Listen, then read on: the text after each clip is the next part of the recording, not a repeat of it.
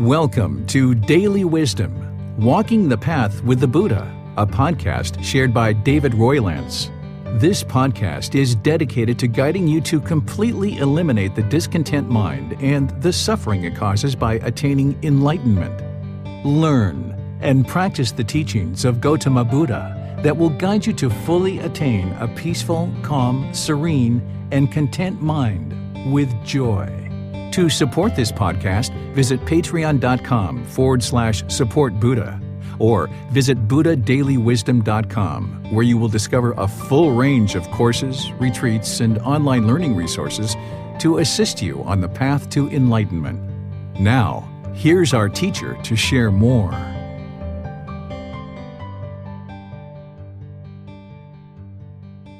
Sawadee-kap. Hello and welcome to Daily Wisdom, Walking the Path with the Buddha. Today is our Pali Canon in English study group where we study the words of the Buddha. We're finishing out this book series by finishing out volume 13, where this volume is titled Generosity. Today we're in chapters 21 through 30, and we're going to be restarting this program on January 28th from the very beginning, volume 2. It's the group learning program that meets on Sunday and Wednesdays that goes through volume 1, but we're going to be restarting on volume 2. Today we're going to be studying chapters 21 through 30, and I will turn the class over to all of you guys so that we can actually read each individual chapter. Now, students who've been studying this program regularly will oftentimes read the chapters before class, and then when they're coming to class, they might have questions related to specific chapters. But if you haven't read or you haven't had the opportunity to read, it's okay, because we're going to read right here in class, and then after someone reads and I share some teachings on that particular reading, then I will open up to any questions that you guys might have. You can put your questions into Facebook, YouTube, or Zoom, and a moderator will see that and be sure that your questions get asked during the class. Or if you're in Zoom, you can electronically raise your hand and ask any questions or follow-up questions directly. Now, a lot of times we actually start this class with a meditation in order to prepare the mind so that we can then retain the teachings for a longer period of time, and this will actually help you to develop your practice more readily.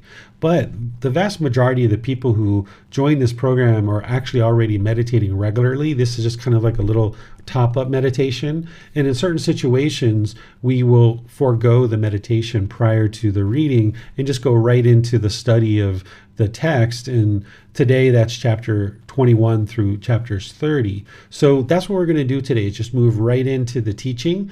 And I will turn things over to all of you guys, specifically the moderators, so that we can start with chapter 21, we can read that, and then afterwards I will share some teachings on that particular chapter and then open up to any questions that you guys might have. So I'd like to welcome all of you, whether you're joining us for the first time or you've been joining us regularly, and now I'll just turn things over to all of you guys, and I'll be here to share teachings with you as we go through reading each of the 10 chapters today. Yes, sir. I'll read the first chapter. Would you be interested in reading the even numbered chapters, sir? Sure. Thank you, sir. Chapter 21, the 8 stains. Monks, there are these 8 stains, or pollutions. What 8? 1. Non-recitation is the stain of chanting. 2. Lack of upkeep is the stain of houses. 3. Laziness is the stain of beauty. 4. Heedlessness is the stain of a guard. 5. Misconduct is the stain of a woman or a person. 6. Selfishness is the stain of a donor. 7. Evil, unwholesome qualities are stains in this world and the next. 8. Ignorance, unknowing of true reality, is a stain more significant than these, the very worst of stains. These, monks, are the 8 stains. Okay, thank you, Miranda. So in this chapter 21, just like I do in all the other chapters throughout the book series, I provide a detailed description of each individual aspect of the teaching that the Buddha is sharing. He shares his teachings very clearly, but oftentimes it's really helpful to have a dedicated practitioner and teacher share with you certain aspects to understand related to what the Buddha is teaching. You shouldn't rely on the explanations that I provide. They're there to help you and guide you in your reflection and understanding of the chapter, but you should look at each chapter and see what there is there for you to glean out of these chapters. So with this particular chapter and all the others throughout the book series, I've provided this description down here to help you understand what it is that the Buddha is sharing.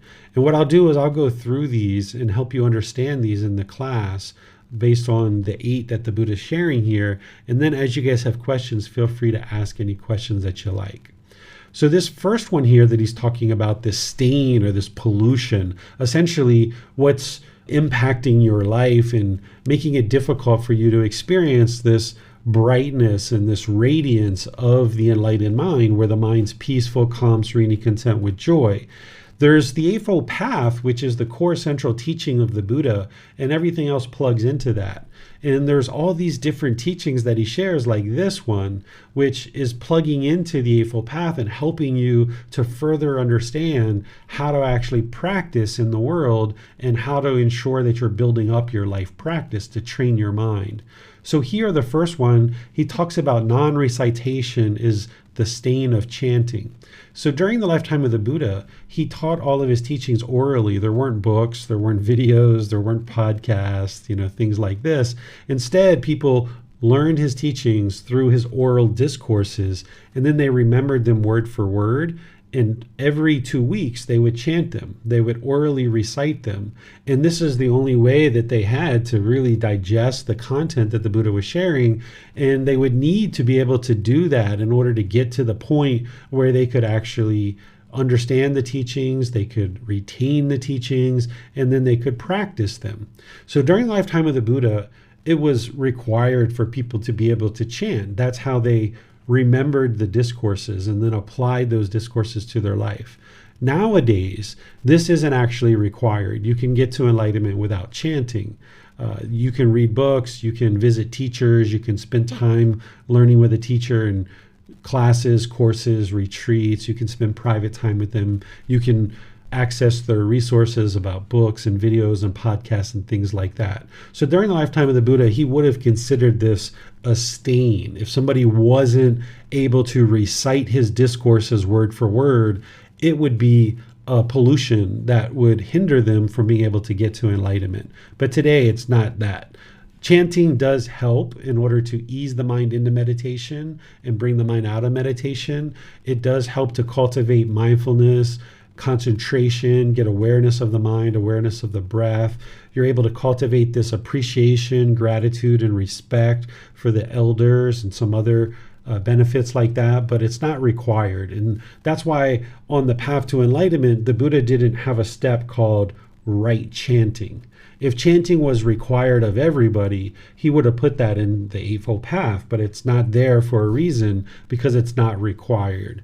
Nowadays, we can learn through the book, through videos, through podcasts. And the Buddha knew that times would change as what he taught was an oral tradition. He knew that not everybody would need to recite these teachings long into the future. He knew that there would be developments and things like this. A Buddha understands that. So he's not going to create his core teachings of the Eightfold Path that locks something into place like chanting, because he would have known that this isn't something that's going to be required in the future. And then number 2, lack of upkeep is a stain of houses. So if your house is like really messy and got things spread out all over the place, maybe that works for you right now and that's what you're choosing to do. And maybe it's actually easier, particularly if you have young kids, to be able to just function that way and things are right at your fingertips. But as you start to eliminate the pollution of your mind and you start trying to organize your life in a certain way, you'll find that by having your house well organized, in your car, in your office, and different environments that you interact in, it actually helps the mind to maintain its calmness and its peacefulness, because you walk into your bedroom or your closet or your office and everything is organized and in a certain place. And this will help the mind to be able to do what it is that you need to do in life. So if your house isn't organized that way right now, it's understandable, but just know that if you do choose to create some organization in the environments around you, it will help to promote some clarity of your mind, because things aren't just strewn out all throughout your house, in your office and things like this. Number 3 is laziness is a stain of beauty. Laziness or complacency promotes this dullness, this lack of motivation, this lack of initiative. In order to get to enlightenment, you need to ultimately practice the enlightenment factor of energy, which is just the opposite of laziness. It's having motivation, having initiative, being willing to do something. It doesn't mean you're go, go, go, go, go, go, go all the time. That would be craving, desire, attachment. But you're also not lazy. That's the other side of it. A person who's enlightened, they're going to be practicing that enlightenment factor of energy, where their mind has motivation and initiative, and they have a willingness to do something, and they're able to actually go forward and accomplish goals in life. They're not going to be lazy. When you have that dullness and that lethargic condition in the mind, that lack of motivation, the mind just feels very dull and lethargic, and this really weighs on the appearance. You might have a sad face, you might have a dull complexion, but as you brighten up the mind and bring it closer and closer to enlightenment, the complexion of the face, your skin, your hair, your eyes, and other things really brightens up, because the mind is now functioning more optimally. So if someone was lacking motivation and they were lazy and they had this dullness in the mind, you're going to see that this is going to affect their appearance. So that's why the Buddha is saying that laziness is a stain of beauty, because laziness is going to promote an appearance that is very dull and rough looking as well. Number 4, heedlessness is the stain of a guard. So heedlessness is this substance that causes heedlessness, right? We can have substances that cause heedlessness, or you can actually just be heedless because the mind is so excited and so elated and so thrilled. So heedlessness is this lack of attention, lack of mindfulness, lack of awareness of mind. And this is the stain of a guard. Think about a security guard who's guarding a certain property or guarding people. And if this person's mind was heedless, they wouldn't be able to be attentive and alert to what it is that they're guarding. But whenever you see the Buddha talk about a guard, what he's referring to here is mindfulness. That mindfulness or awareness of mind is your guard. This is the guard of discontentedness. So if you understand the 4 foundations of mindfulness, of observing the bodily sensations, the feelings, the condition of mind, and the mental objects, with that right mindfulness and having developed that, you can actually get your arms around this discontentedness, that where you see discontentedness starting to arise as a bodily sensation, you can then cut it off and let it go. But if your mind was heedless, where you had unmindfulness, unalertness, unattentiveness, you wouldn't actually be able to have this guard to guard the mind with mindfulness. So that's why he's saying heedlessness is a stain of a guard. The image that you should think about is a security guard. If you had a drunk security guard at your house or at your business, or if you were having bodyguards around you and they were heedless on substances, or even just so happy they weren't attentive to their job, they're not going to be able to guard this property or guard you as an individual. And the same thing with your mind is that if your mind is heedless with either substances or just so excited and so elated, it's not going to have this guard of mindfulness. Then number 5, misconduct is the stain of a woman. Now the Buddha oftentimes is talking to one gender or another when he's delivering a teaching. So he will say something like this, like misconduct is a stain of a woman, but really you can apply this teaching to all people. It's not just for a woman that misconduct is a stain towards, it's all people. Males, females, people who identify as non-binary or no particular gender. misconduct would be someone who's not practicing right speech, right action, and right livelihood from the Eightfold Path. That's where the Buddha talks about the moral conduct. And he provides this for you as guidance to help you understand the natural law of karma, of cause and effect, or action and result, the results of your decisions. That when you practice right speech, right action, and right livelihood, you see that your personal and professional relationships blossom because you're not causing harm in the world. You're only making wise decisions about your moral conduct, so wholesome results are being experienced. So if you have misconduct, where you're speaking with wrong speech, or you're having wrong bodily action, or you're having wrong livelihood, you're going to experience real difficulties in your life. This is misconduct. Nobody's going to come and punish you for those things, but because of your decisions in this natural law of karma, it's going to produce certain unwholesome results in your life because of the lack of wisdom and unknowing of true reality, that you're not familiar with what wise moral conduct is. So as long as you're conducting yourself with misconduct, this is going to be a stain in your life. It's going to make it very difficult for you to get to a peaceful and joyful mind in a peaceful and joyful life because of this lack of wisdom around the moral conduct and making unwise decisions about your moral conduct. Number 6 is selfishness as the stain of a donor. So this is why this particular chapter is in this book, because we're studying about generosity and how generosity eliminates selfishness. Because as long as the mind is selfish and it's holding on to things tightly, then the mind still has craving, desire, attachment. You're going to need to get to the point where you're willing and able to practice generosity based on the middle way, but you're willingly able to share your possessions and other things that we're going to be talking about today, and things that the Buddha's sharing that we should share. Because as long as there's selfishness in the mind, you're not going to be able to experience enlightenment. An enlightened being isn't going to be selfish in any regard whatsoever. But also, they're going to be practicing generosity in the middle way.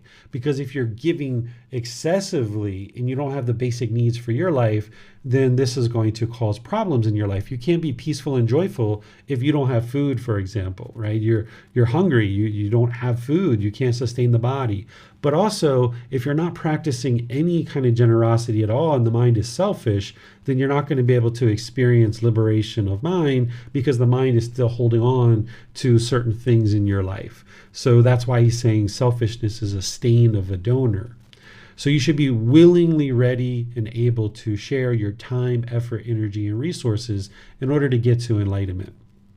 Number 7, evil, unwholesome qualities are stains in this world and the next. So evil, unwholesome qualities are things like ill will and sensual desire, things like this. There's others as well, but these are mental qualities that are very unwholesome and that are causing significant difficulties in your life.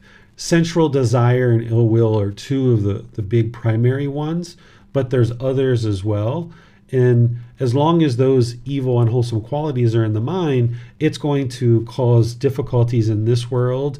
And if you're reborn into a future life, then it's going to produce problems in those lives as well. And if these evil, unwholesome qualities are in the mind at the time of death, then there will be rebirth. And it's just going to continue to cause problems in your life over and over and over again. And then there's number 8. This is ignorance. The unknowing of true reality is a stain more significant than these, the very worst of stains. So if you understand dependent origination and what the Buddha taught about what's really truly leading to discontentedness and rebirth, it's ignorance, the unknowing of true reality. Craving, desire, attachment, this clinging, this chasing after the objects of your affection, this holding on to things, this is what's causing discontentedness. This is the root cause that's really causing it in a nutshell. But the whole reason why craving, desire, attachment exists is because of ignorance. Because the unenlightened mind is unknowing of true reality, it doesn't understand things like the Four Noble Truths, the Eightfold Path, the 5 Precepts, and all these other teachings, particularly the natural law of karma. This ignorance is going to continue to precipitate more and more difficulties in one's life because there isn't the wisdom that has been cultivated to eliminate and eradicate craving, anger, and ignorance. There's antidotes to each one of these. In the 10 fetters themselves, there's antidotes to those as well. Ignorance is part of the 3 unwholesome roots. It's part of the 10 fetters. You'll see it all throughout the Buddhist teachings. It's part of dependent origination. It's showing up here and all other places because it's this unknowing of true reality, the lack of wisdom that is actually leading to all the problems that a being is experiencing. That's the high level problem that's causing everything else in this chain of dependent origination that creates and causes discontentedness and rebirth. So that's why the Buddha says this is essentially the most significant stain, the very worst of stains, because the only thing that's actually going to eliminate that is wisdom. This is why I share that you shouldn't believe the Buddha's teachings. Instead, you should learn, reflect, and practice. And when you're learning with books, videos, podcasts, spending time with a teacher, you're learning what they're teaching you, but you're not believing it. You're reflecting on it. You're starting to independently verify whether those teachings are true or not. And then you start practicing those teachings and you see the condition of the mind in your life gradually improving. This is how you know you're learning the wisdom that the Buddha taught, because you see the improvement to the condition of the mind. As long as this ignorance is there, the mind's going to continue to experience discontentedness. In terms of the 10 fetters, which every single one of those need to be eliminated in order to get to enlightenment, ignorance is the very last one to go. And ignorance isn't just intellectual learning, that if someone might intellectually understand the teachings, but they're not practicing the teachings, that means there's still ignorance in the mind. So the intellectual learning is just one facet of the cultivation of wisdom. And somebody might think that understanding wisdom and ignorance, that it's just the intellectual learning that we're talking about here. But in reality, that you need to learn, you need to independently verify, but then the way that ignorance truly gets eradicated is when you're practicing the teachings. Because you might intellectually know the 5 factors of well-spoken speech and what right speech is, but in your daily life, you're not practicing it necessarily. That means there's still ignorance in the mind because it's not able to practice right speech, for example. So the way that ignorance gets eradicated is, yes, through learning, through reflecting to independently verify, but then that practice is so important to really eradicate the ignorance. That's where the wisdom is fully cultivated and you're actually able to practice the teachings. So what questions do you guys have on this chapter? Yes, sir. On YouTube, Tonka has a question. She asks, what is exactly not knowing true reality? Not knowing the teachings? Yes, it's not knowing the teachings, but remember the teachings are explaining the natural laws of existence. So the 3 universal truths, for example, the universal truth of impermanence, the unenlightened mind is ignorant of that or unknowing of that reality. So when we're not learning this path and we don't know this path, there's this unknowing of true reality that there's such thing as a universal truth of impermanence. So we go around in the unenlightened state craving permanence because we don't know any better. And this is where when you see people struggling in life, that rather than look down on them or think that they're a bad person, instead we can just understand that it's this unknowing of true reality, that they just don't understand that their mind is craving permanence when we understand this universal truth of impermanence. That's just one thing. But all these teachings of the Buddha, he's explaining these natural laws, things like the 3 universal truths and the 4 noble truths, the Eightfold Path, the 5 precepts. He's exposing the natural law of Gama. That's what the mind is unknowing of, is this natural law of Gama. The dependent origination is also a natural law, and all these other universal truths and 4 noble truths and things like this. That's what the mind is unknowing of as part of this ignorance or unknowing of true reality. And that only can get eradicated through learning, reflecting, and practicing. Yes, thank you, sir. Mm-hmm. Also, talking about the middle way, is there a middle way for each of these? Or it seems like a couple of them, like evil, unwholesome qualities and misconduct, it seems like there might not be a middle way for those. Or is that being understood incorrectly, sir? Yes, I would agree with that, right? Like, but a lot of these do have a middle way, like, lack of upkeep is a stain of houses. Well, if you're like neurotically trying to, clean your house and keep it like, OCD, what we would say OCD, right? Even though that's not a real true disorder, it's just that the mind's struggling and having craving. Whereas if somebody is craving to keep their house permanently looking beautiful, that's craving, desire, attachment. But if we never took time to dust and vacuum and wash dishes and clean the toilets and things like that, that wouldn't be wise either. So we need to find this middle way where we can fulfill all the responsibilities that we have in life, but also keep the upkeep of our house as well. So a lot of these do have a middle way, and practicing the middle way is what's going to bring the mind to practicing these. So laziness, of course, that's on one side of things. So what you would like to do is bring this to the middle where your practice is in the middle. And then heedlessness is on one side of the spectrum. You're looking to arise this mindfulness in the middle. Misconduct is on one side. You're looking to bring your mind to the middle where you're practicing moral conduct.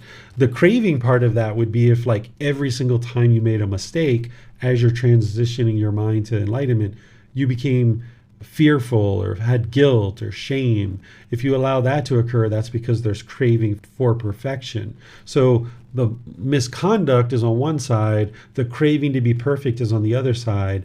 The middle is the Eightfold Path and practicing right speech, right action, and right livelihood.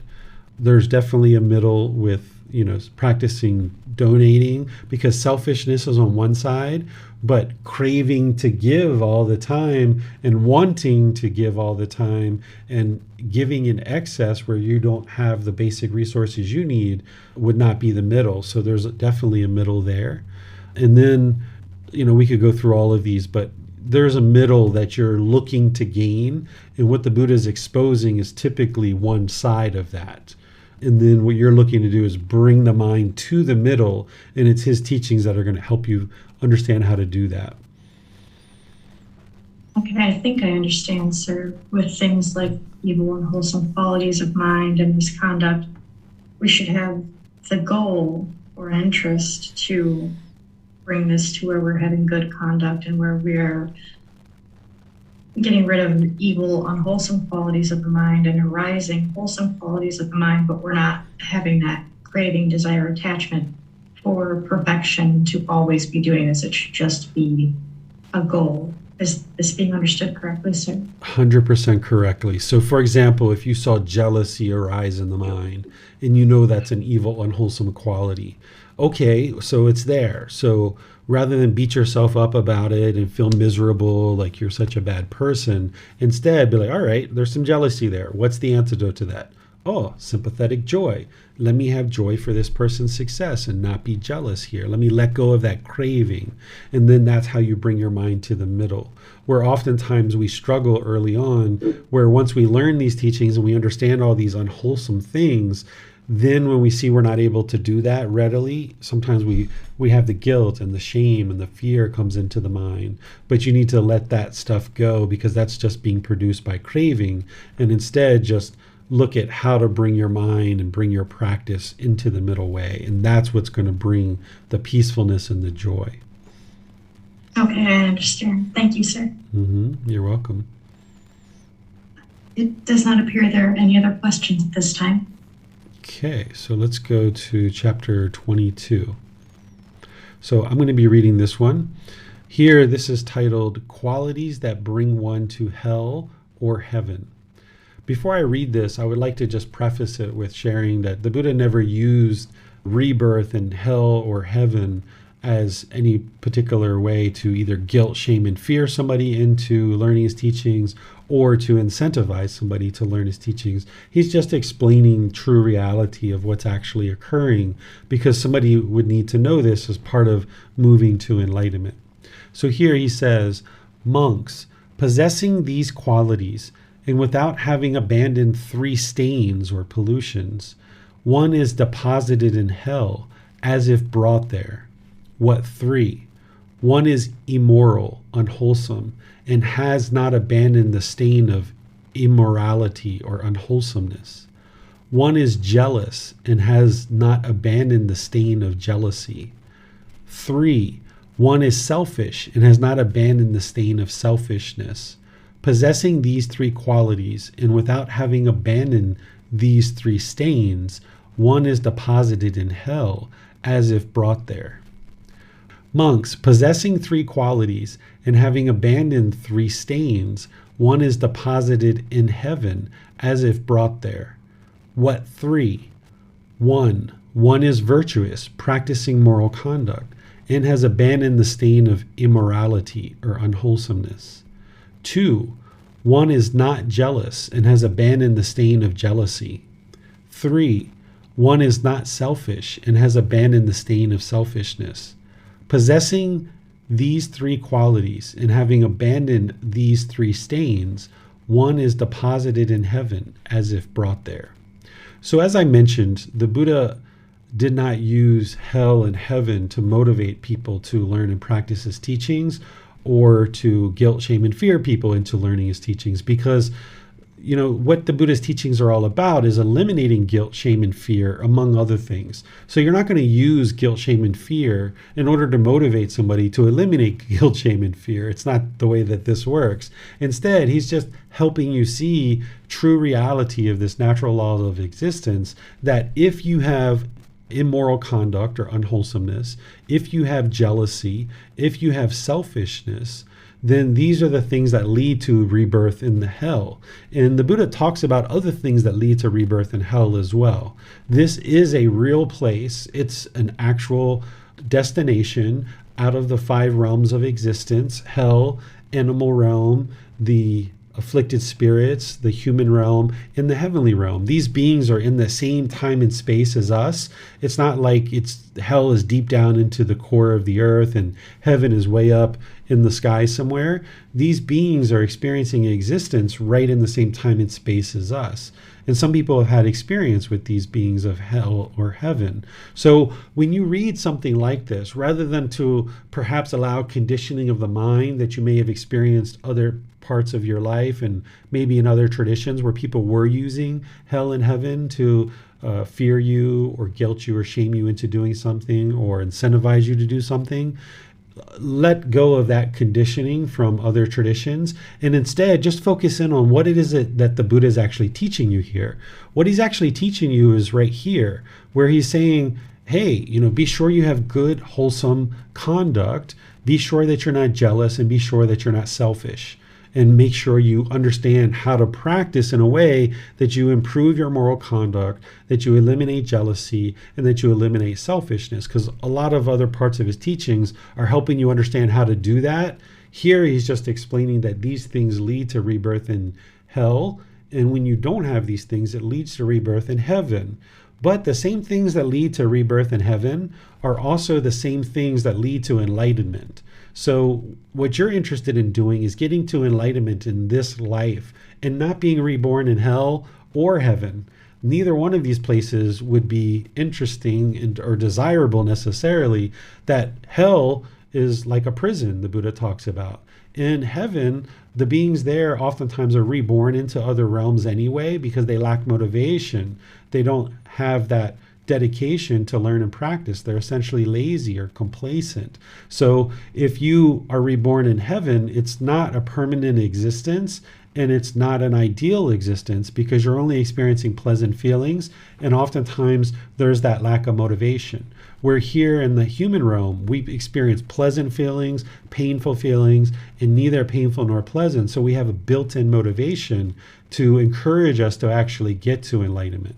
So focus in on what the Buddha is explaining in terms of what one should practice in order to get to heaven here. Even though your goal isn't to get to heaven, your goal would be to get to arahantship, where you can get to enlightenment. But the same things that he talks about that leads to a heavenly rebirth are the same things that lead to enlightenment as well. So practicing wholesome moral conduct, ensuring that one is not jealous, and ensuring that you eliminate selfishness. What questions do you guys have on this chapter? Does not appear that there are any questions at this time, sir. All right, so that brings us to chapter 23. Destinations for those who are stingy and those who are generous. A heavenly being. Those who are stingy here in the world, selfish people, abusers, people who create obstacles for others engaged in giving alms, a donation. What kind of result do they experience? What kind of future destiny? We've come to ask the perfectly enlightened one this. How are we to understand it? The perfectly enlightened one. Those who are stingy here in the world, selfish people, abusers, people who create obstacles for others engaged in giving alms, they might be reborn in hell, in the animal realm, or Yama's world. If they come back to the human state, they are born in a poor family where clothes, food, pleasures, and play are obtained only with difficulty. Whatever the unwise may expect from others, even that they do not obtain. This is the result in this very life, and in the future a bad destination, a heavenly being. We understand thus what you have said. We ask, O Gotama, another question. Those here who, on gaining the human state, are friendly and generous, confident in the Buddha and the teachings, and deeply respectful towards the community, what kind of result do they experience? What kind of future destiny? We've come to ask the perfectly enlightened one this. How are we to understand it? The perfectly enlightened one. Those here who, on gaining the human state, are friendly and generous, confident in the Buddha and the teachings, and deeply respectful towards the community, these brighten up the heavens where they've been reborn. If they come back to the human state, they're reborn in a rich family, where clothes, food, pleasures, and play are obtained without difficulty.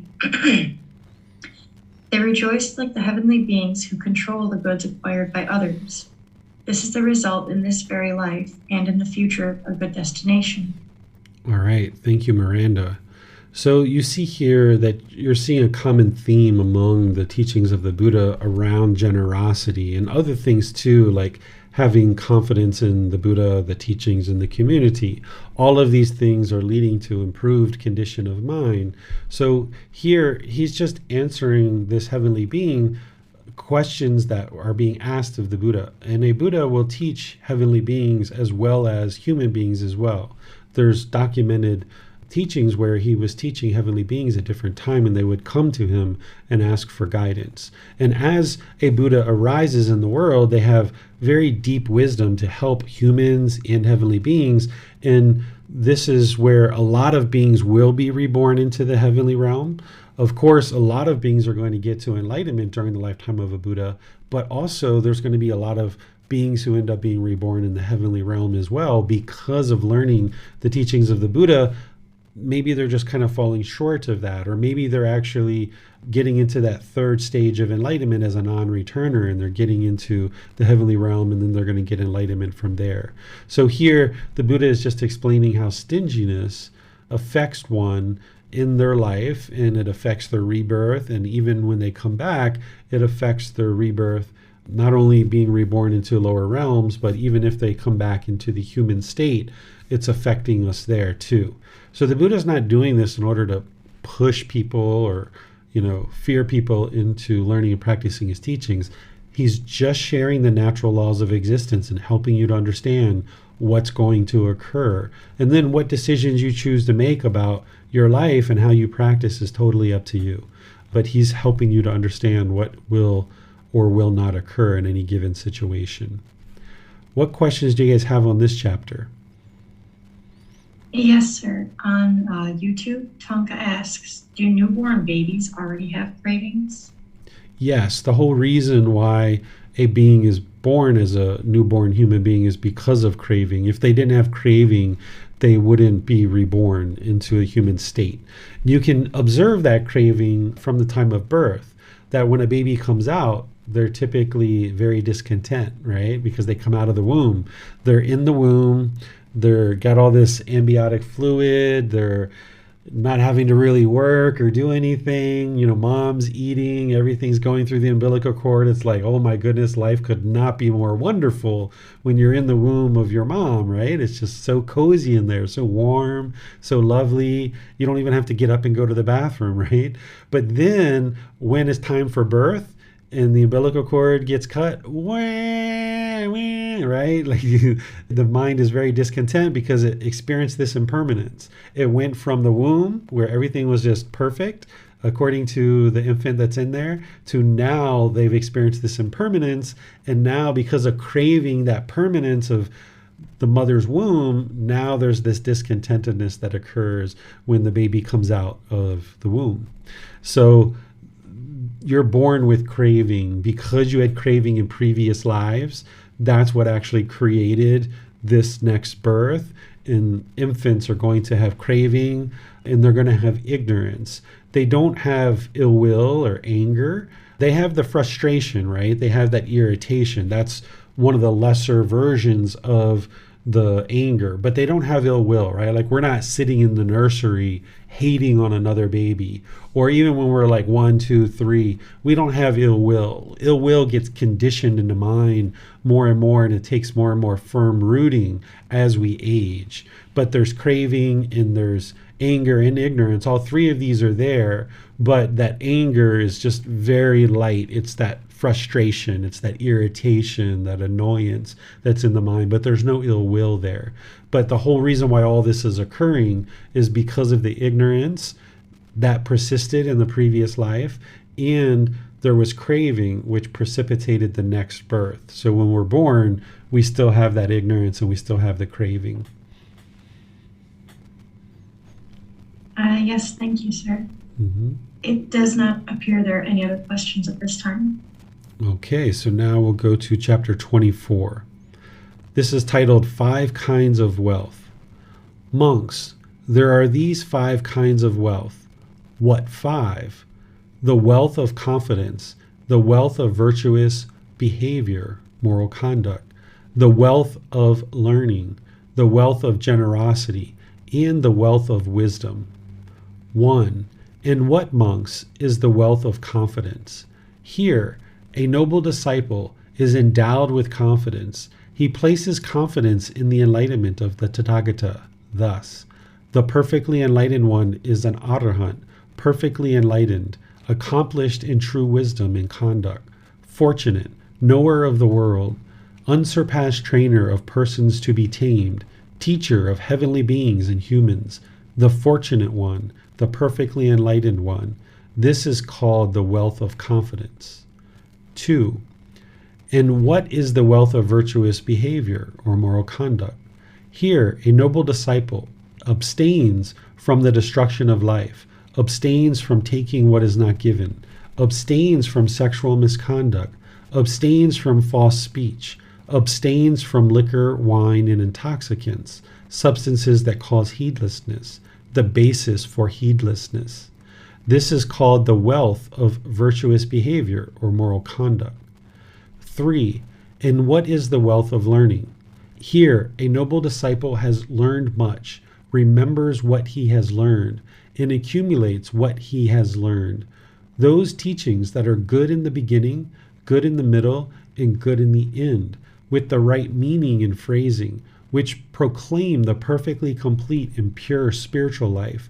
Such teachings as these he has learned much of, retained in mind, recited verbally, mentally investigated, and penetrated well by view. This is called wealth of learning. 4. And what is the wealth of generosity? Here, a noble disciple dwells at home with a mind free of the stain of selfishness, freely generous, open-handed, joyful in letting go, devoted to charity, joyful in giving and sharing. This is called the wealth of generosity. 5. And what is the wealth of wisdom? Here, a noble disciple is wise. He possesses the wisdom that discerns arising and passing away, which is noble and penetrative and leads to the complete destruction of discontentedness. This is called the wealth of wisdom. These monks are the 5 kinds of wealth.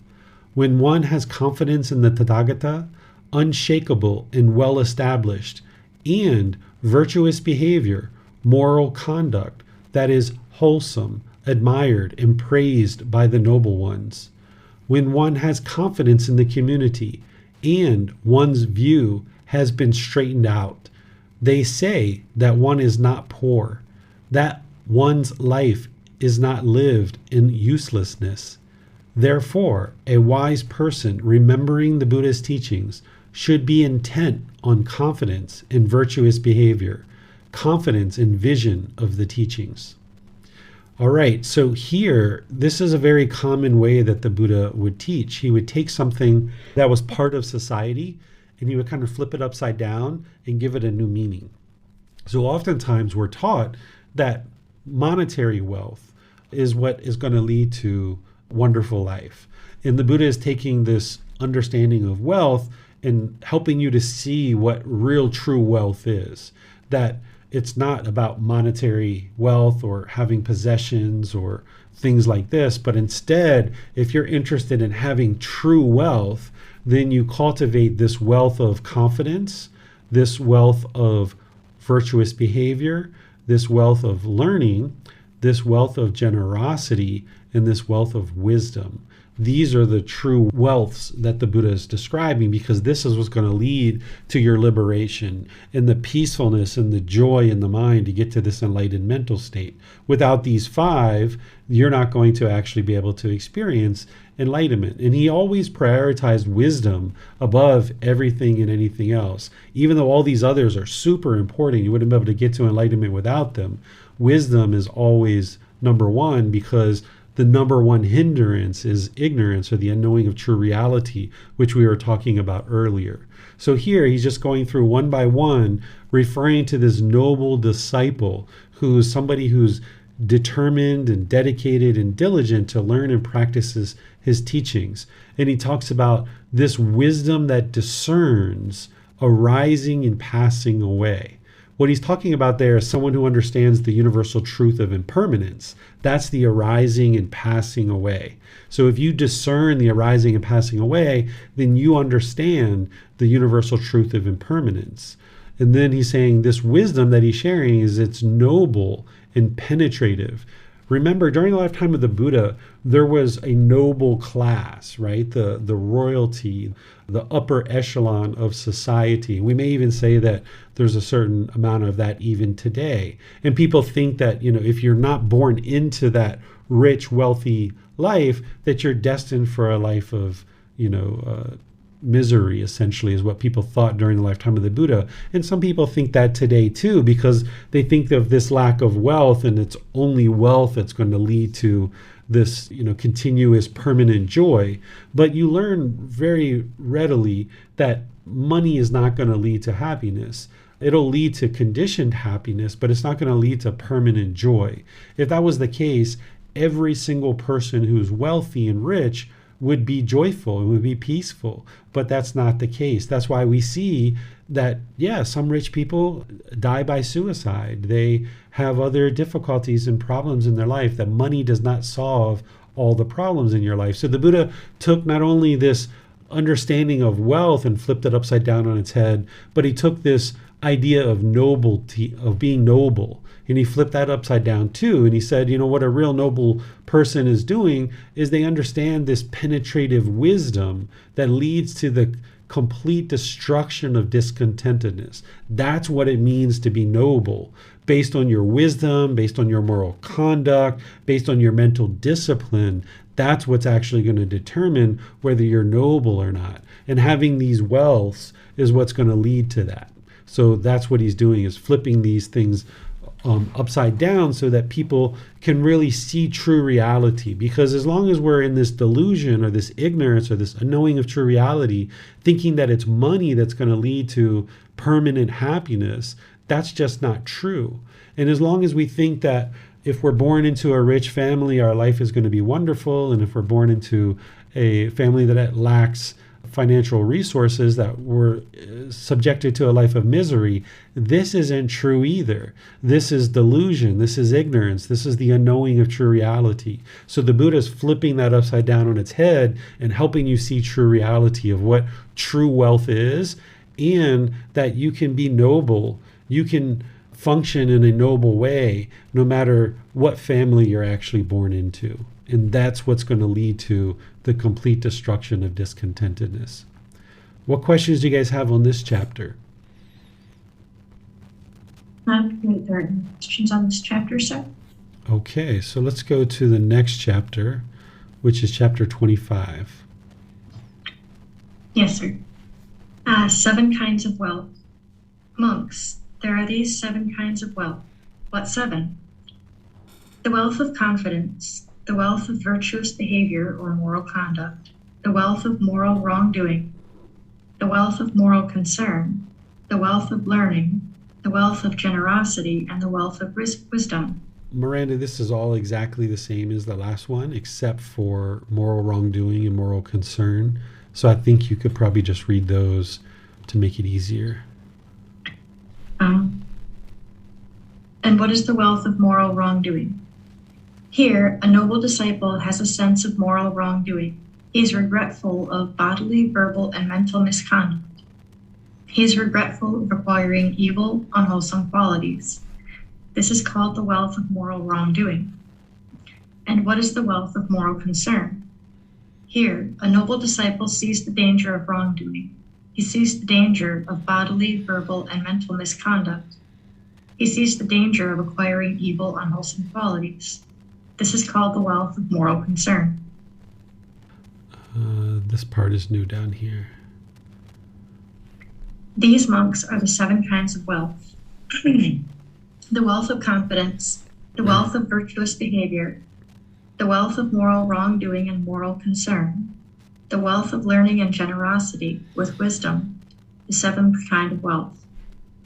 When one has these 7 kinds of wealth, whether a woman or a man, they say that one is not poor, that one's life is not lived in uselessness.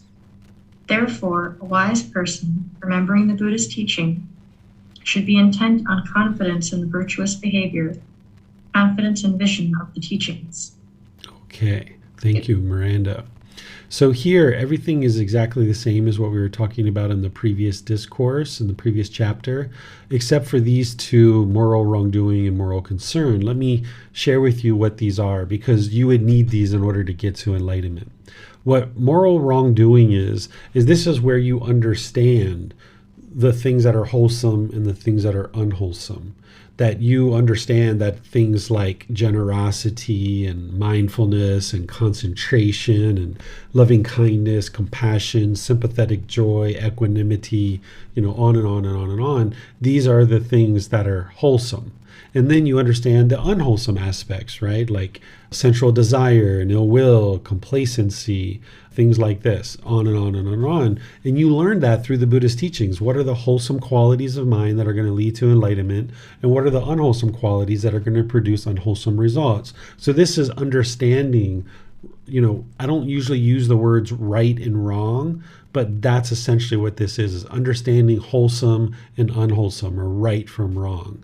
And when we're off the path to enlightenment, before we study the Buddhist teachings, we don't necessarily understand this. We understand it to a certain degree, depending on what our background is. Like we might understand like killing is unwholesome, where we understand that talking polite and respectful to somebody is wholesome. We might understand those to a certain degree, but perhaps we're not practicing it fully. We might understand things like stealing or sexual misconduct or lying or substances that cause heedlessness are unwise for us and they lead to unwholesome results. We might understand that to a certain degree, but we don't deeply understand it and we're not deeply practicing it when we're off the path to enlightenment. But once we learn it as part of this path, we understand the wholesome and the unwholesome. This is moral wrongdoing, that we understand these things from this intellectual level. And then there's this moral concern where you understand and you see the danger in having certain misconduct through your bodily, verbal, and mental misconduct. This would be wrong action, wrong speech, and wrong intention, right? This is a little bit reordering of the way that the Buddha taught it. When he's talking about bodily, verbal, and mental misconduct, he's talking about someone who's not practicing right speech, that's not practicing right intention, right speech, and right action. And if you can see the teachings and you see the wisdom in what he's sharing as he's exposing this natural law of karma, and you can compare and contrast that to different experiences you've had in this life, then you know that what the Buddha is teaching is 100% the truth. You might not be able to practice it fully right now in your life, but you at least have the moral wrongdoing where you understand wholesome and unwholesome. And when you do unwholesome things, you see the danger in that and you know that there's a danger there. This is what moral concern is. Where when we're off the path to enlightenment, I call this like going through the forest, knocking down the trees and burning up the forest. We could care less typically in some cases what we're doing in life. We're just knocking down all the trees, we're burning up the forest. It's all about our own selfish desires. It's just mine, mine, mine, mine, mine. It's about the ego, satisfying the ego and all these other things. And we almost to a certain degree don't really pay attention to our discontentedness. We don't pay attention to our impact to other people. We just plow through life with this ignorance and this unknowing of true reality, with this craving, these selfish desires, and with this anger, this hostility and bitterness. We're just plowing through the world. But someone who's cultivating these qualities of moral wrongdoing and moral concern on this path to enlightenment, you're understanding wholesome and unwholesome things that the Buddha is teaching, and you have this concern where you're not interested in doing harm to other beings. And this is what's going to help you to develop something like right intention and then ultimately practice right speech and right action. Because if you understand the wholesome and unwholesome, okay, I understand it intellectually, but now with the moral concern, where you can see that when you make unwise decisions, it leads to unwholesome results. And when you make wise decisions, it leads to wholesome results. When you see that and you know that, then you have this concern where you're not interested in creating any kind of issues in life or having this misconduct of body, verbal, or mental misconduct, because you see the danger in that if you did these things, that it's going to produce unwholesome results. Not in a fearful way. You're not fearing this, but you just understand that there is danger in having this unwholesome bodily, verbal, and mental misconduct. So this is what moral wrongdoing and moral concern is. And you would need to cultivate both of these, because the moral wrongdoing is helping you understand what wholesome and unwholesome is. The moral concern is that motivation in there, that you have a concern that you're not interested in causing harm to others or yourself, that you see the danger in unwise decisions. So that's what's kind of propelling you and giving you the decision to no longer do these unwholesome things and to cultivate the wholesome. And the moral wrongdoing is helping you to understand what that wholesome and unwholesome things are. What questions do you guys have on this chapter? There are no questions at this time, sir. Okay. One other thing I would like to point out before we move on from this is notice how that previous chapter was talking about 5 kinds of wealth. Sometimes when people read the teachings of the Buddha, if they're reading it in isolation, they might think that that's the only thing that he taught about the kinds of wealth, the 5 kinds of wealth. But here you can see in another discourse, he adds 2 more, making it 7. So you'll see this with the Buddha's teachings, that he'll sometimes give you a list of things. And if you just think that's the only list and you're not taking his teachings in and looking at the totality of his teachings, then you might miss something like this. And that's why these are put together in this book one after another, so you can see them very closely. And you'll see this in this book series, that teachings like this have been paired up for a reason. Whereas if you are reading the vast plethora of content in the Pali Canon, which is 45 volumes, these 2 teachings might be spread apart really far away, and it wouldn't be easy for you to be able to observe that he talks about the 5 kinds of wealth in one place and the 7 kinds of wealth in another place. This is what this team of people in Bangkok have done for us by going through the 45 volumes of books in the Pali Canon, they've assimilated this and brought it together in such a way that allows us to study it and not have to dig through the Pali Canon to find these kinds of things. So this will really accelerate somebody's learning by learning with this book series. So I just thought I would point that out for you, that you'll see this situation. Whereas if you thought that, okay, the Buddha's sharing this list of 5 kinds of wealth, and that's the only 5, then your mind might be thinking, okay, this is permanently the 5 kinds of wealth. And you might be confused when he starts sharing the 7 kinds of wealth. But he does this regularly where he'll add things in and kind of show you another angle of the teachings. And then this is like a layered effect where he might be teaching you to a certain layer of detail. And then once you understand that layer of detail, he'll take you into another layer of detail. So the 5 kinds of wealth is one layer of detail. And then the 7 kinds of wealth is a deeper level of detail. And then he'll do this like the 3 poisons or the 3 unwholesome roots or the 3 fires. And then he breaks it into the detail of the 10 fetters. And he'll do this in multiple parts of his teaching. So you'll see that as a commonality. All right, so we go to the next chapter, which is chapter 26. Benefits of building dwelling place.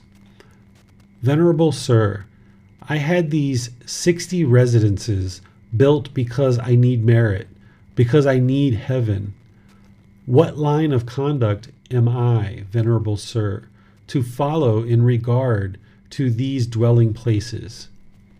Well now, do you, householder, establish these 60 dwelling places for the use of the community of the 4 quarters, present and to come? Yes, Venerable Sir, and the great merchant of this city, having answered the perfectly enlightened one in agreement, had those 60 dwelling places established for the use of the community of the 4 quarters, present and to come. Then the perfectly enlightened one thanked the great merchant of this city in these verses. They ward off cold and heat and beast of prey from there, and creeping things and gnats and rains in the wet season. When the dreaded hot wind arises, that is warded off.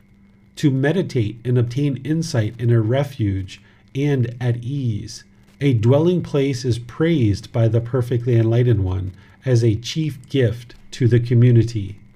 Therefore, a wise man, looking to his own best interest, should have charming dwelling places built so that those who have heard much can stay therein. To these food and drink, robes and lodgings he should give to the upright, the mind purified. Then they teach him the teachings, dispelling every ill. He, knowing the teachings, here attains nibbana, or enlightenment, taintless and purified. So what the Buddha is explaining here is that offering a dwelling place was considered to be a very high offering, because this is an environment in which people can actually learn the teachings and come together. The ordained practitioners and the teachers would be able to gather and have a place to reside and rest and sleep and eat, but also they have a place to talk and share the teachings. And if you were in a situation where you're able to build a house, for example, or a temple or something like this for individuals to learn these teachings, the Buddha is saying this is the highest quality in terms of a possession to be able to offer and to cultivate this merit, because this provides an environment in which people can actually learn and understand these teachings, because that's what's actually going to benefit the world and benefit a community, is having a place to gather and to be able to actually share the teachings and actually provide a place for teachers and ordained practitioners to be able to rest and get sleep and eat and do the things that they need to do in order to be prepared to then share the teachings. So here he's just explaining that, and he's doing it in verse form with this merchant, this must have been a very rich individual during the lifetime of the Buddha to be able to offer 60 places for people to gather and to sleep. What questions do you guys have on this chapter? It does not appear there are any questions at this time, sir. All right, so chapter 27. Remember your generosity. Again, Mahanama, you should remember your own generosity thus. It is truly my good fortune and gain that in a population obsessed by the stain of selfishness, I reside at home with a mind free of the stain of selfishness, freely generous, open-handed, joyful in letting go, devoted to charity, joyful in giving and sharing. When a noble disciple remembers his generosity, on that occasion his mind is not obsessed by craving, anger, or ignorance, unknowing of true reality. On that occasion his mind is simply straight, based on generosity. A noble disciple whose mind is straight gains inspiration in the meaning, gains inspiration in the teachings, gains joy connected with the teachings. When he is joyful, joy arises. For one with a joyous mind, the body becomes tranquil. One tranquil in body feels calm. For one feeling calm, the mind becomes concentrated.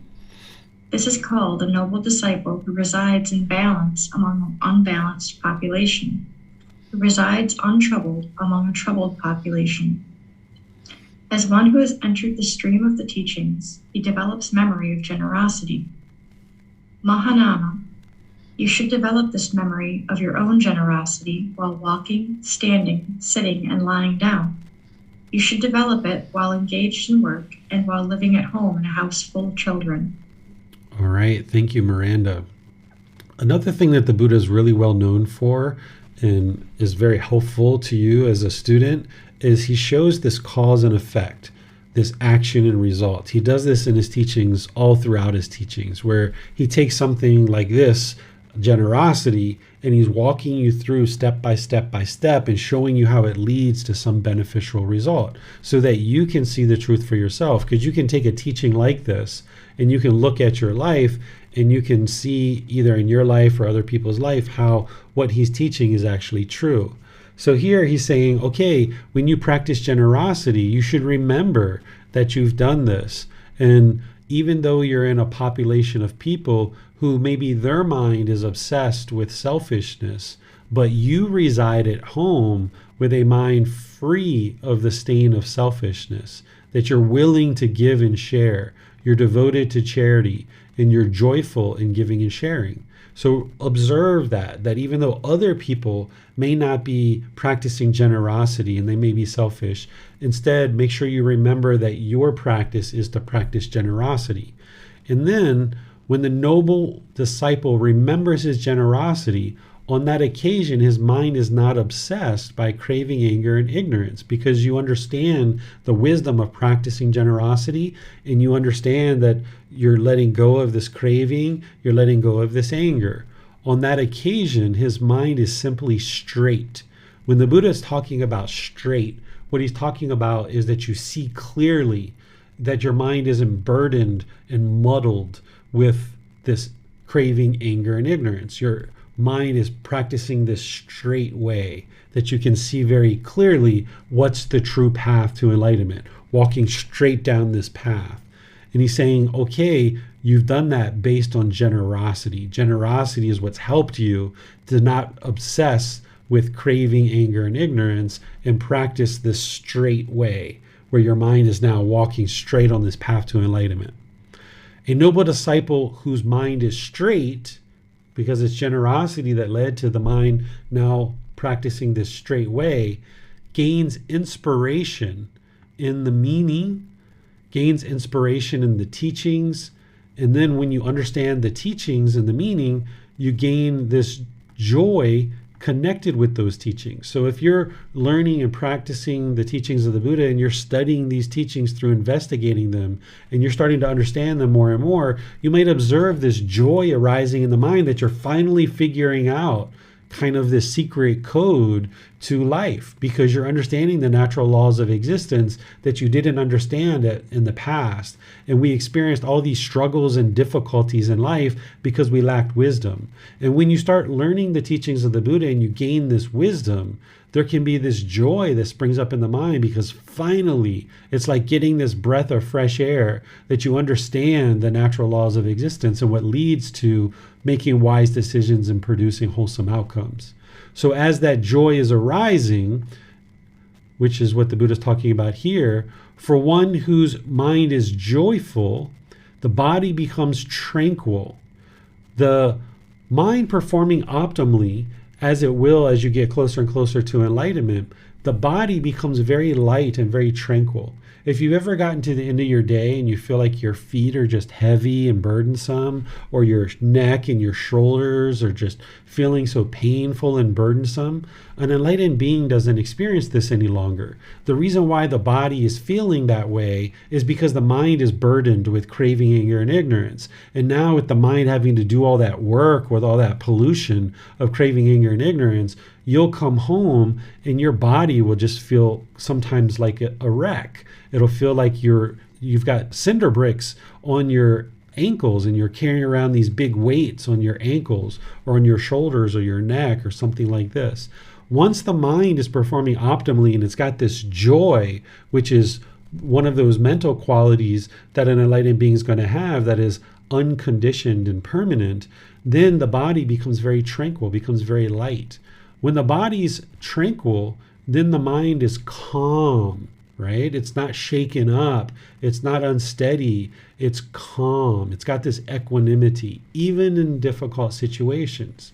And when the mind is calm, then there's concentration. This is something that I teach, that when the mind's calm, there's mindfulness or awareness of mind, there's concentration, and then there's the ability to access your wisdom.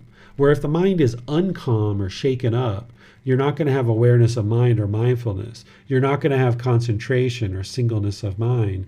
Therefore, you're not going to be able to access wisdom, and you're going to make unwise decisions that leads to unwholesome results. So when you can maintain the calmness and composure of the mind, including in difficult situations, then you can have mindfulness, concentration, access wisdom, make wise decisions, and experience wholesome results. This is called a noble disciple who resides in balance among an unbalanced population. Because this population, remember, he's talking about, is selfish. But if you're practicing generosity, then your mind can get to this balance instead of the mind being shaken up. Who resides untroubled among a troubled population. As your mind becomes more and more enlightened and more peaceful, you'll see that people are having difficulties and struggles with some of the most simple things that are happening in life.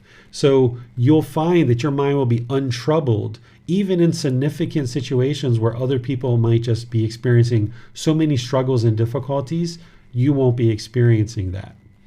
And he says, as one who has entered the stream of the teachings, he develops memory of generosity. So if you're entering into that stream that first stage of enlightenment, in order to get into that first stage of enlightenment, you would have to actually be practicing a certain degree of generosity, even to get into the first jhana, which is a preliminary phase that the mind goes through before it gets to the first stage of enlightenment. There needs to be a certain amount of generosity that is practiced. So in order to enter into the stream of the teachings that is going to lead to enlightenment, you would need to practice generosity and then have the memory that you've done that and you're continuing to do that on a regular basis. And the Buddha is saying to ensure that you remember this when you're walking, standing, sitting, and lying. Essentially, he's saying at all parts of your day, just remember to practice generosity. That's essentially what he's saying here. And then he says you should develop it, meaning generosity, while in this memory of the generosity, while engaged in work and while living at home in a house full of children, right? So some of us can relate to that. If you have lots of different children, it can be really difficult to remember certain aspects of your practice. So the Buddha is saying, even if you've got a house full of children where there's all these different things that are happening on a daily basis, be sure that even when you're at work or when you have a house full of children, that you remember generosity and you continue to practice generosity in all parts of your day. What questions do you guys have on this chapter? It does not appear there are any questions at this time, sir. All right, so now we go to chapter 28. The 8 gifts. Monks, there are these 8 gifts. What 8? 1. Having insulted the recipient, one gives a gift. 2. One gives a gift from fear. 3. One gives a gift thinking, he gave to me. 4. One gives a gift thinking, he will give to me. 5. One gives a gift thinking, giving is good. 6. One gives a gift thinking, I cook. These people do not cook. It isn't right that I, who cook, should not give to those who do not cook. 7. One gives a gift thinking, because I have given this gift, I will gain a good reputation. 8. One gives a gift for the purpose of enhancing the mind, equipping the mind. Here, what the Buddha is describing is he's describing the 8 reasons why one might choose to give a gift. If you've insulted somebody, meaning you've done something, unkind, you might choose to give that person a gift. And that actually might potentially be helpful to clean up your karma. This is something that I do with my son. When he was younger, he was in pre-K and kindergarten, first grade, second grade. There were some times where we would find out that he was having trouble with a certain person in his class, maybe another child, and he had done something that was unwise. And we would guide him towards making a decision to give a gift. And this is a way to clean up your karma. But still, one is giving a gift with this intention in mind, right? And then one might give a gift out of fear. If somebody's fearful of their boss, for example, and you're fearful that if you don't give your boss a gift at Christmas, that maybe you're not going to get a promotion or something like that. So maybe you might give a gift just from fear. One gives a gift thinking, this person gave to me. So if somebody gives you a gift, you might think that I should give a gift back. And then you might give a gift because you want somebody to give you a gift. This is number 4, that he will give me a gift if I give him a gift. So this might be one of the ways that you're thinking. One gives a gift thinking, giving is good. That you know that, okay, giving is good, so let me give this gift.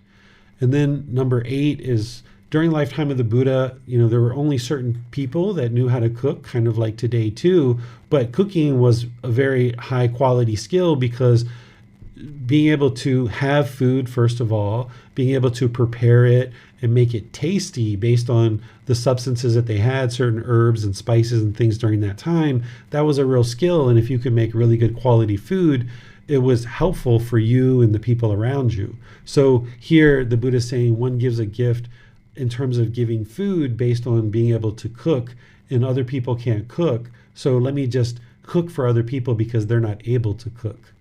And then the 7th one is, because I have given this gift, I will gain a good reputation. That somebody gives a gift because they want a good reputation among certain population of people. And then the last one, which is actually the one that the Buddha is actually teaching. All of these others are essentially leading to situations where you're only giving because you're kind of wanting something in return. It doesn't mean that you shouldn't necessarily give in those situations, but it's not real pure generosity that's fully helping the mind to develop, because number 8 is one gives a gift for the purpose of enhancing the mind, equipping the mind. This is the elimination of craving, desire, attachment. That is, the practice of generosity is helping you to do that. So here the Buddha is explaining the 8 reasons why somebody might give, but it's this last one of equipping the mind, which is the real practice that you're looking to get towards is that you know that you're not just going to give a gift because you want a gift in return, or you're not going to just give a gift because somebody gave one to you, so now you feel obligated to give that person a gift. Instead, your generosity and the way that you practice generosity should be based on enhancing your mind and equipping the mind. That's what the Buddha is teaching as part of generosity. And all of these other reasons are reasons why you might practice generosity, but more and more you would like to get to this pure generosity where you're just purely doing it without any expectation of anything in return, and just to enhance the mind through eliminating craving, desire, attachment. What questions do you guys have on this chapter? It does not appear there are any questions at this time, sir.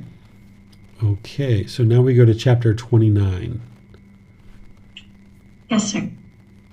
The 8 grounds for giving. Monks, there are these 8 grounds for giving. What 8? 1. One gives a gift from craving or desire. 2. One gives a gift from anger or hatred. 3. One gives a gift from ignorance or delusion, unknowing true reality. 4. One gives a gift from fear. 5. One gives a gift thinking, giving was practiced before by my father and forefathers. I should not abandon this ancient family custom.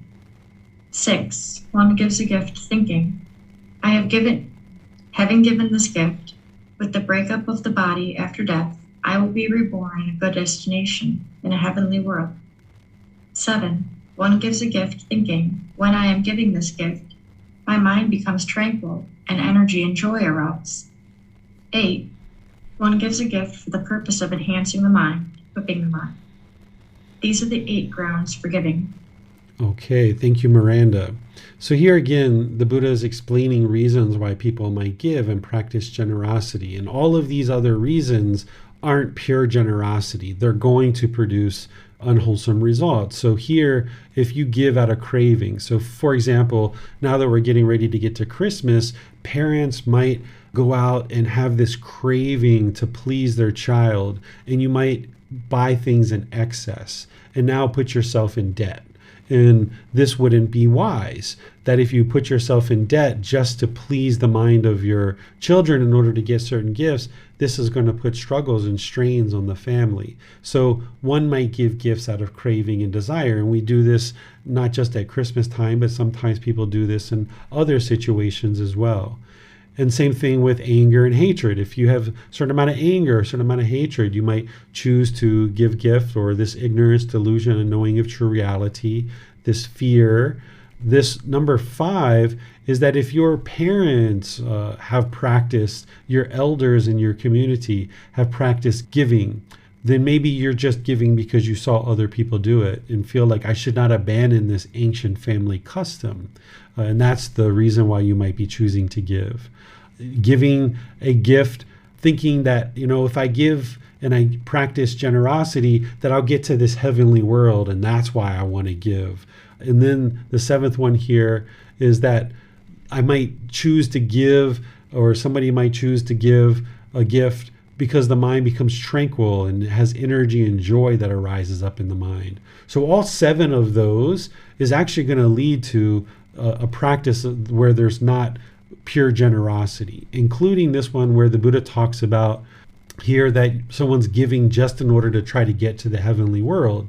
Because many different places so far in this book, and more to come, you'll see that he reminds you that generosity does lead to a heavenly rebirth. But here, he's teaching you to not think about that that's not what the goal of generosity is, that if you're thinking that you're going to practice generosity just in order to get to a heavenly world, that's actually not pure generosity. Instead, what he motivates, encourages people to practice is this 8th one, where you're giving for the purpose of enhancing the mind, equipping the mind. That's pure generosity, where you're not having any expectation of anything in return, but you just know that you're giving and you're sharing, you're practicing generosity to eliminate craving, desire, attachment. And that's part of what you're doing, is part of your practice on a continuous, ongoing basis. On a daily basis, you're practicing generosity. What questions do you guys have on this chapter? Yes, sir. On YouTube, Tonka asks, even enhancing our own minds sounds selfish to me since it is about us. It's more about understanding what's truly happening versus what's the reason why you're doing it, right? So if you understand that by practicing generosity, it is eliminating craving, desire, attachment, but you're choosing to practice generosity just because you know it's the right thing to do and it's helpful in the world and you would like to see, of course, good things happen in the world. So you're not having expectation that it will enhance your mind, but you just know that it will. That's what the Buddha is talking about here. Yes, thank you, sir. Mm-hmm. There are no other questions at this time. Okay, so now we go to chapter 30, which is our last chapter for today. This is titled The 5 Timely Gifts. Monks, there are these 5 timely gifts. What 5? 1. One gives a gift to a visitor. 2. One gives a gift to one setting out on a journey. 3. One gives a gift to a patient. 4. One gives a gift during a famine. 5. One first presents the newly harvested crops and fruits to the virtuous ones. These are the 5 timely gifts. At the proper time, those wise, charitable, and generous people give a timely gift to the noble ones, who are stable and upright, given with a clear mind. One's offering is vast. Those who rejoice in such deeds, or who provide other service, do not miss out on the offering. They too take part in the merit. Therefore, with a non-regressing mind, one should give a gift where it yields great fruit. Merits are the support of living beings when they arise in the other world. So let me explain what he's explaining here. So he's talking about these 5 times that one might give a gift, right? So you might give a gift to a visitor. If somebody comes to visit you, you might choose to give that person a gift and kind of welcome them, right? He's saying this is a good time to potentially give a gift. Doesn't mean you have to give a gift, but he's just saying this is a time that would be wise to give a gift. Someone's coming to visit you, maybe you give them a gift. Maybe it's food, right? Maybe it's something else. 2, one gives a gift to one setting out on a journey. So if somebody's leaving and heading out on a journey, you might choose to give them a gift that's going to support them in their journey. 3, one gives a gift to a patient. So when somebody's sick or ill, you might choose to give that person a gift at that time. 1 gives a gift during a famine. So if somebody's struggling with food and you've got resources, you might choose to give a gift during this time. 5, one presents the newly harvested crops and fruits to the virtuous ones. Here, as crops and fruits were being cultivated and harvested, the virtuous ones are the ordained practitioners and people who are sharing these teachings. He's saying this is a good time to make an offering to share those newly harvested crops and fruits so that the mind isn't holding on to all this food and harvesting that has happened. So maybe perhaps you think about this in terms of as you're getting income, you might choose to make offerings, right? Whereas if you have this big dry spell where you're not harvesting, where you don't have plentiful resources, that might not be the best time for you to give a gift to the virtuous ones, the people who are practicing these teachings really deeply. But when you have all these plentiful resources, that might be a really good time for you to then make offerings. And then the Buddha goes into more detail here. He says, at the proper time, those wise, charitable, and generous people give a timely gift to the noble ones who are stable and upright, given with a clear mind. One's offering is vast. So here he's saying making offerings to the noble ones, people who are really well developed in these teachings. that their mind is stable and they're practicing this upright way, this wholesome way of being, this wholesome path to enlightenment. And given with a clear mind, that your mind isn't cluttered and conflicted of whether you should or shouldn't give, but instead your mind is very clear about giving. And that your offering is vast, meaning that you're not just kind of giving mediocre offerings. You're not just, eating some food and you have some leftovers and then you kind of give it to somebody. But instead, you make a concerted, intentional effort to create an offering, and then you make that offering. And it's a vast offering. It's representative of what it is that you're able to actually offer. Here he says, those who rejoice in such deeds or who provide other service do not miss out on the offerings. They too take part in the merit. What he's saying here is that if anybody is helping to make this offering, that they too are practicing merit. So say you're the one who actually goes and makes the offering to a teacher or to an ordained practitioner, but maybe your mom or your brother or your sister or your co-workers contributed to that offering and you were just the one that actually made the offering. Those other people are also benefiting from that as well because they practice generosity. They don't have to necessarily be the one who's handing the offering to a teacher or to an ordained practitioner, but just the fact that they were contributing to the offering, they also are generating this merit. And even the people, he says here, who rejoice in the deed.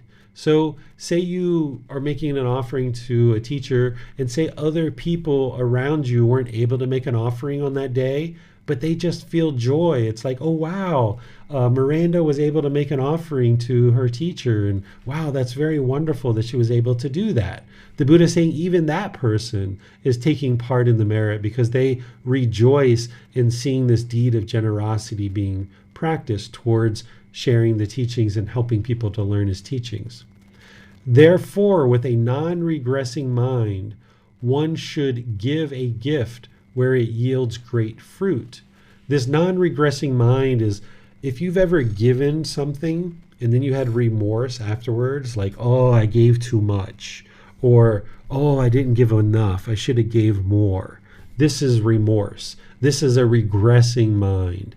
And the Buddha is saying you should make an offering with a non-regressive mind. So that means that you put thought into the offering and you ensure that you're practicing the middle way, where you're not giving too much, but you're not giving too little either.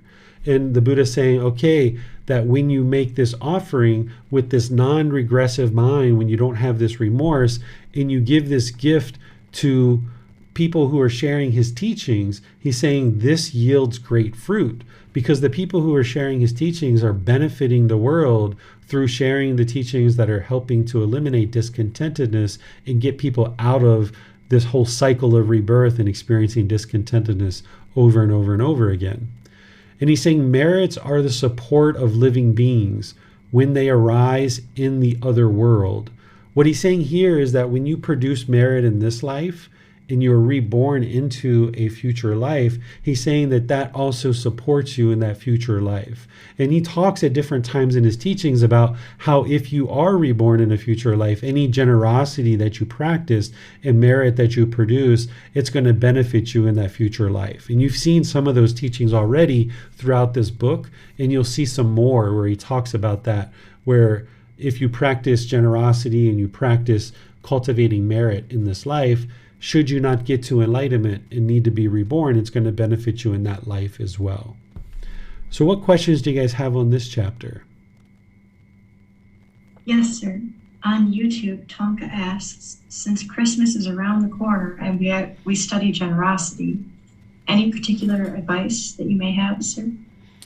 Same thing that I've been sharing is practice the middle way, right? And not giving excessively, but also not being selfish either, practicing generosity to give and share with the people around you.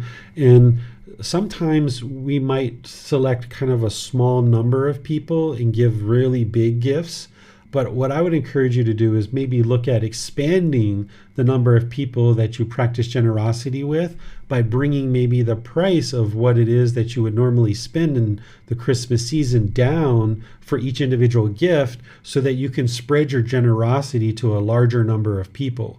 Whereas if normally you might only give gifts to maybe close family members, and they would be really expensive gifts, by bringing that down a little bit, you can then spread your generosity more widely. And you'll see that this will actually be better for you, that rather than just giving 3 or 4 gifts, that if you're giving 10 or 15 or 20 gifts, that you're actually practicing giving a gift and handing it to somebody more frequently over the course of the Christmas and holiday season. And this will actually be more beneficial to the mind. Yes, thank you, sir. Mm-hmm. And then also, I had a question about this with a non-regressing mind. When someone is maybe just starting out working on eliminating attachments to things or cravings for things, I think that you have taught that at times it would be a wise idea to give that item that maybe you have an attachment towards away. And in those instances, we may feel some regret or some remorse about giving this item, but that can be a way to train the mind to fully cut off and let go of that attachment to that item. Am I not understanding this correctly? Yeah, I don't necessarily suggest giving away something that you have attachment to, because that wouldn't be wise in all situations. It's a approach you can take, but the mind oftentimes is attached to so many different things. If you gave away every single thing that your mind's attached to, you probably wouldn't have much left, particularly early on in practice. But if you're observing that your mind is attached to food and you tend to hoard food, that's an easy one to purchase and then give away. But say, for example, if you noticed you were attached to your mobile phone, giving that away, that could put a real burden on you. So there's other ways to eliminate craving, desire, attachment than just generosity. Generosity is one particular way that we practice in order to eliminate craving, desire, attachment, but it's not the only way. So depending on what your mind is attached to, you may need to practice generosity in order to help your mind to let go of it. But in other situations, there's other ways to practice that as well. Thank you, sir. Mm-hmm. You're welcome. What guidance would you give to someone who has practiced generosity and then finds themselves in this state where they are feeling remorse? What would be the most wise course of action there, sir? The wise course of action would be to look at why the mind is remorseful. Is it because you feel like you gave too much, or you feel like you gave too little? And then whatever side the mind is on, then the next time you make an offering, bring that to the middle. So if you feel like you gave too little, then you need to increase what it is that you're giving. If you feel like you gave too much, then you need to throttle that back and give less next time. So look at the reason why the mind is remorseful, whether you gave too little or too much, and then bring that to the middle so that you know where that middle is.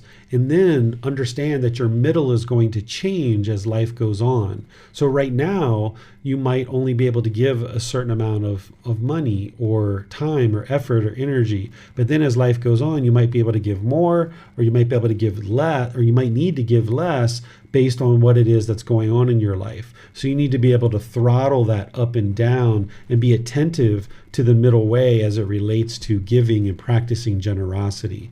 So if you observe whether it's because you feel you gave too little or you gave too much, then you should be able to know where to move your mind and move your practice to bring it to the middle.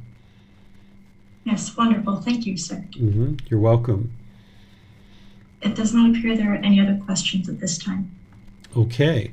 Well, as I typically do at the end of class, I would like to just thank you all for joining for today's class. If you've been reading these chapters prior to class and then you're coming to class having already learned, this is outstanding for you.